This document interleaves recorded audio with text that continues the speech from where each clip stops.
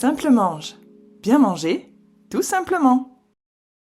Salut à tous, je suis hyper contente de vous retrouver aujourd'hui pour vous faire un partage d'un défi que je me suis lancé et que j'accomplis depuis maintenant 5 jours. Il s'agit d'une monodiète au petit épeautre.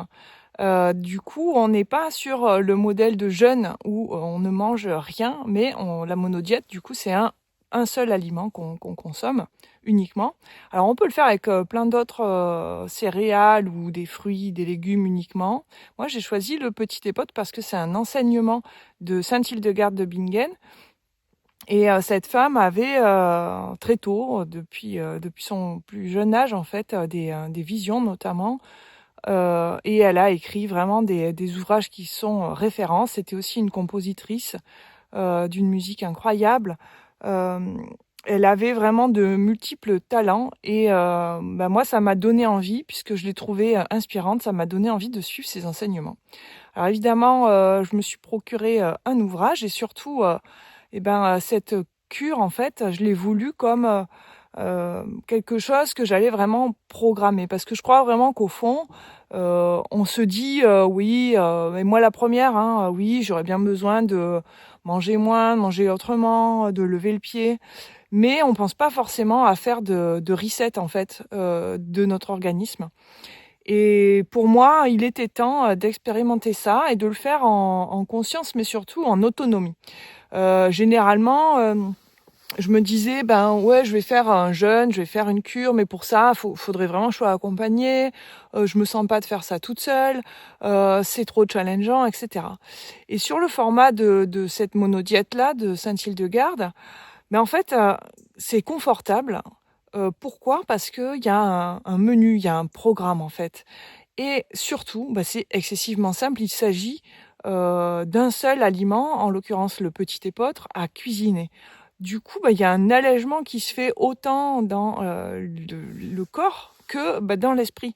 Le fait que ça soit planifié, on sait par avance, voilà, les aliments de base qui sont des légumes type carottes, fenouil. Il y a quoi d'autre?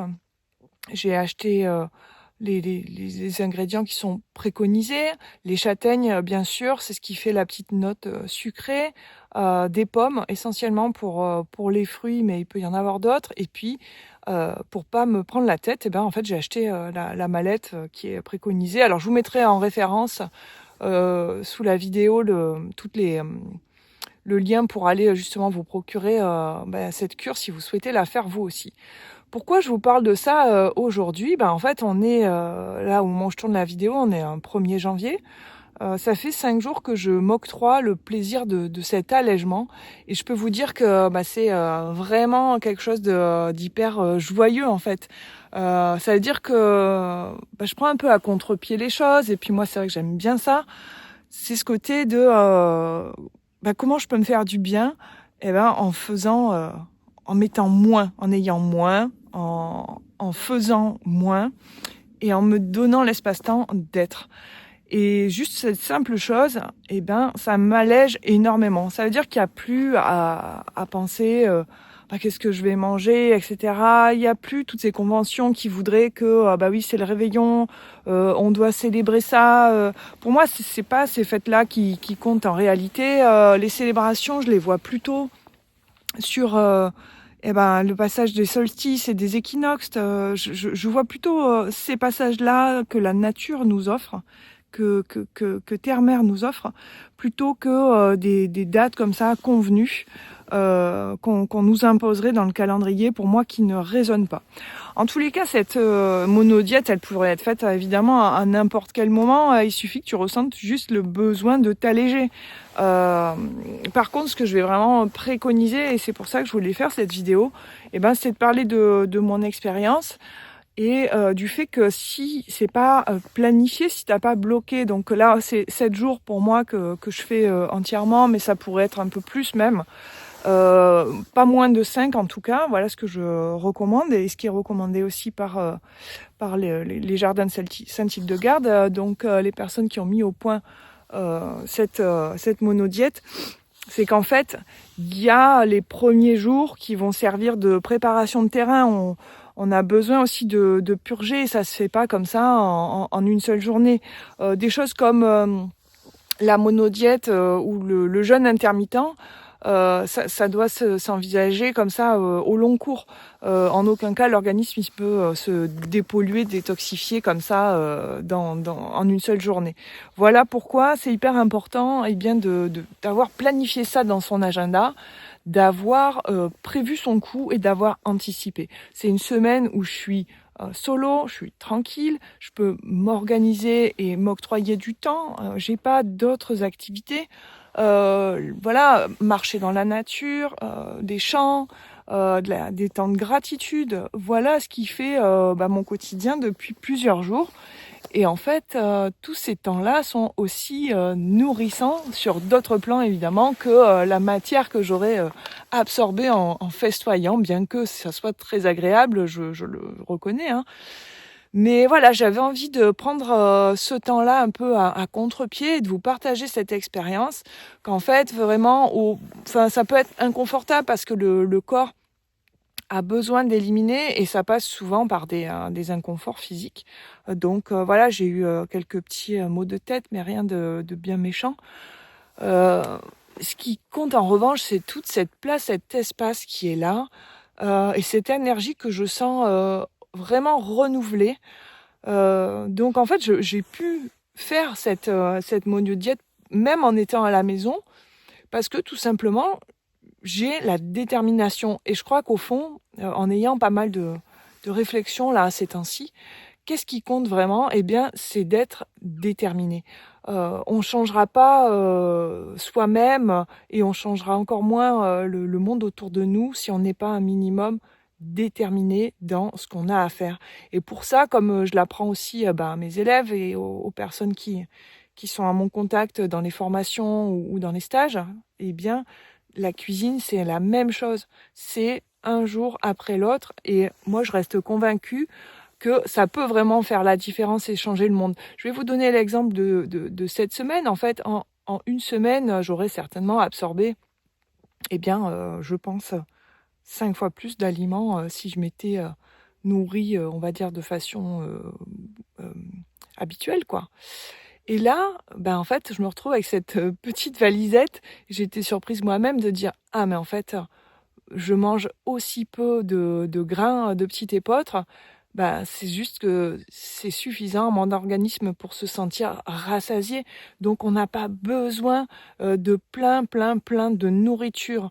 Et même, j'ai envie de dire, la diversité, en fait, tout est là. Alors, je vous laisserai lire un petit peu plus si vous êtes intéressé par cette céréale-là, qui est un blé vêtu, qui est vraiment une céréale qui est magnifique, qui contient vraiment très peu de gluten pour les personnes au cas où qui sont cœliaques.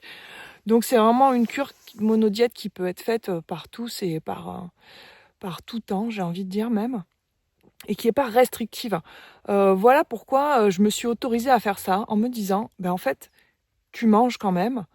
Là, ces 2 journées, les 2 journées centrales en fait de la monodiète sont des journées où uniquement on mange que du petit épeautre, donc sous forme de galettes, sous forme de grains cuits, ou bien sous forme de pâtes aussi, donc transformées, mais voilà, tout ça cuit avec de l'hysope et du serpolet et assaisonné avec du pyrètre et du galanga. Donc, ce sont des épices moulues. C'est hyper intéressant en fait parce que même en étant seul, on est rassasié. C'est pas comme faire un jeûne vraiment où on n'alimente plus du tout le corps autrement qu'avec du liquide. Et c'est aussi venu confirmer grâce aux échanges que j'ai pu avoir avec Nicolas. D'ailleurs, peut-être qu'il écoutera cette vidéo, qui sait, qui est un respirien. Donc c'est une personne qui se nourrit de prana, d'air. Alors évidemment, il y a des protocoles, tout ça. Moi, je suis pas vraiment acclimatée avec ce genre de pratique, mais néanmoins, ça m'a aussi beaucoup interpellée d'être à son contact et de me dire, mais en fait, le plus important, c'est la respiration dans le corps humain, ce qui rentre et sort en permanence. Et effectivement, le fait de s'alimenter de façon plus légère dans la matière, c'est comme s'il y avait cet élan à se déployer et à se nourrir profondément de ce qui est là à tout moment. Et au lieu de se dire j'ai faim, j'ai besoin de remplir, et ben tout simplement respirer. Et ça, je vous assure que ça remplit énormément en fait l'espace qui est en nous. Ça oxygène les cellules, il y a énormément de bienfaits. Et j'ai découvert cette pratique-là, ça fait très longtemps que moi je pratique la respiration donc carrée. Donc ça veut dire inspirer et expirer pendant le même nombre de secondes pour vraiment régénérer l'organisme. Et c'est une pratique que je vous invite également à faire avant les repas, même si vous ne le faites qu'une seule minute pour commencer, mais ça pourrait être plusieurs minutes. C'est un tout. J'ai envie de dire que cette respiration-là, ça vous permet de rester connecté à vous, de revenir à vos sens et à vos sensations, et donc finalement de ressentir avant de manger si vous avez véritablement besoin de vous nourrir déjà, premièrement, avant même de manger, et ensuite de sentir votre satiété. Parce que évidemment, quand on est dans le sentiment comme ça de satiété, de se sentir repu, évidemment, tu te doutes bien que manger des grains de petit épeautre, c'est pas très sexy. Il y a pas de voilà, le truc est pas non plus folichon en bouche. Je te cache pas que quand il y avait la raclette quelques jours avant, j'étais contente aussi. Seulement là, il y a vraiment quelque chose qui se joue sur un autre plan. C'est que du coup, chaque bouchée, elle est en conscience et tu sens la faim s'estomper et tu vas pas aller plus loin, tu vas pas te gaver de grains de petit épeautre à en manger 500 grammes. C'est juste impossible. En tout cas, voilà, j'avais vraiment cet élan de vous partager ça parce que c'est une grande expérience pour moi. C'est la première fois que je fais vraiment une monodiète en étant seule comme ça à la maison.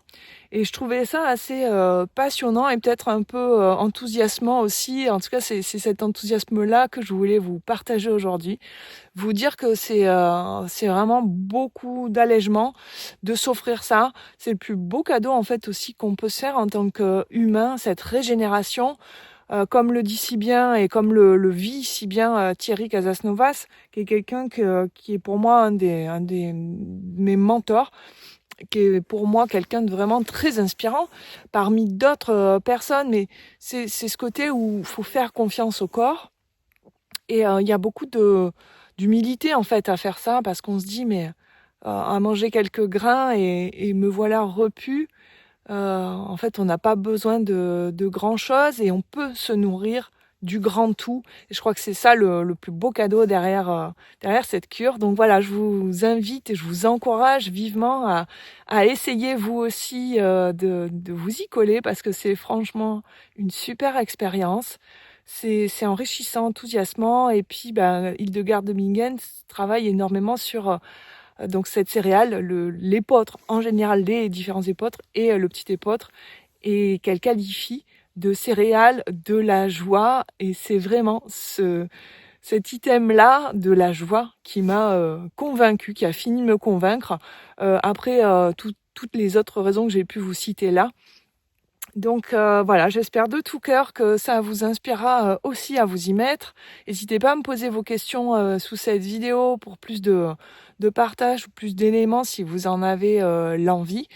Je trouverais ça génial, voilà, que vous puissiez aussi faire vous-même l'expérience de tout ça.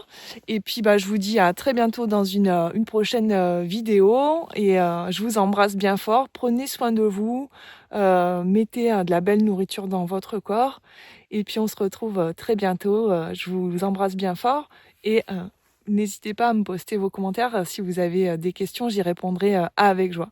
À très bientôt, je vous embrasse. Salut.